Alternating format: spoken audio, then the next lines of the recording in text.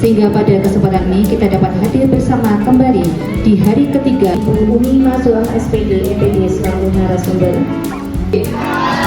Pulangnya tak lupa beri jajanan. Kepada Ibu Umi Mazruah SPD MPD kami persilahkan.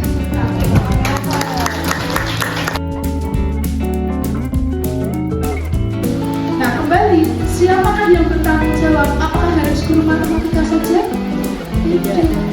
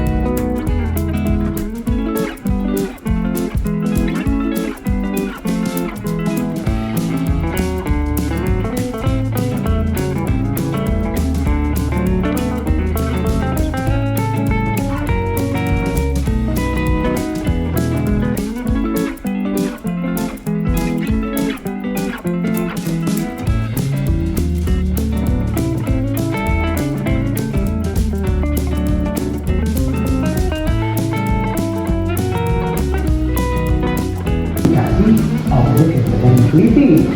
Diskusi sebagai guru seni rupa sudah dapat memasukkan konsentrasi itu dapat kita temukan dalam kehidupan sehari-hari, termasuk dalam mata pelajaran selain matematika. Ternyata numerasi itu lintas kurikulum.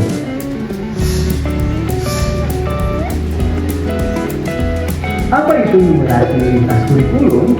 Numerasi lintas kurikulum dapat diartikan sebagai strategi untuk mengintegrasikan kemampuan numerasi ke dalam berbagai aktivitas di mata pelajaran. Mata pelajaran yang dimaksud bukan hanya di matematika, tapi juga mata pelajaran lainnya, seperti bahasa, PJOK, IPA, seni, atau IPS. Melalui strategi ini berarti kita menguatkan kemampuan numerasi serta didik setiap saat, baik dalam proses belajarnya maupun untuk kebutuhan sehari-hari. Manfaatkanlah konsep-konsep numerasi di pelajaran matematika untuk kita aplikasikan dalam mata pelajaran yang kita ampu. Ibu bapak, mau lihat contoh yang lain? Yuk kita berkunjung ke masing-masing sekolah berikut ini. Di SMA Giri Loka ada Bu Yul, guru sosiologi yang sedang mengajar materi diferensiasi sosial. Di awal pembelajaran, Bu Yul dan peserta didik berdiskusi terkait bagaimana cara mengetahui perbedaan di sekitar mereka. Misalnya ragam etnik, agama, pekerjaan, dan sebagainya. Dari hasil diskusi, ditemukan dua cara, yaitu survei dan wawancara yang akan digunakan oleh peserta didik. Di aksi nyata, saya kan memilih penerapan dari konsep ke abstrak. Saya punya anak-anak itu, misalnya materi saya deskripsi tentang orang. Kalau menurut saya itu konkret itu kan sesuatu yang sudah dilihat, diraba.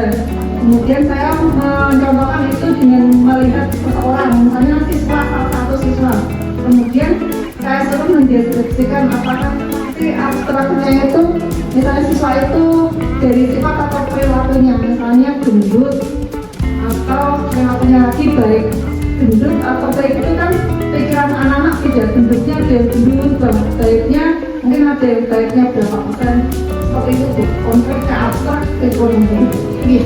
Bapak Ibu, ada konsep dari data konkret, kemudian penggambaran, baru kemudian abstrak. Data tidak langsung konkret langsung ke abstrak. Ketika kita membuat pemodelan, ya, pemodelan anak, misalkan di bahasa Inggris, karena konsepnya konkret ke abstrak, pertama abstraknya itu kita akan menuju pada postulat apa atau doktrin apa atau dalil apa. Itu dulu. Misalkan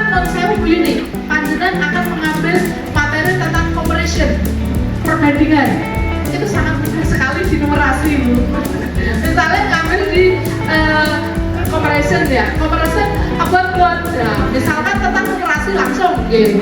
Kita membandingkan not better than atau prefer ya, prefer.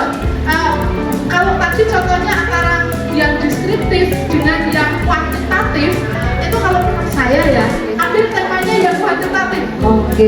Karena baik tidak baik itu subjektif. Tetapi kalau gendut kan ukurannya measure. Apa itu ukuran? Itu kan jelas. Jadi ketika membandingkan, kalau kita mau mengambil temanya numerasi, bukan literasi. Kalau literasi bahasa tulis mungkin sangat mudah di deskriptif. Tetapi ketika numerasi, ambil yang idenya, isunya adalah yang kuantitatif. Bahasanya di situ juga sudah ada. Boleh ya? Boleh. Okay.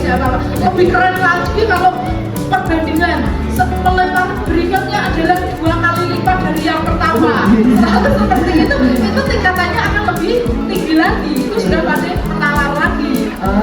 Kan kalau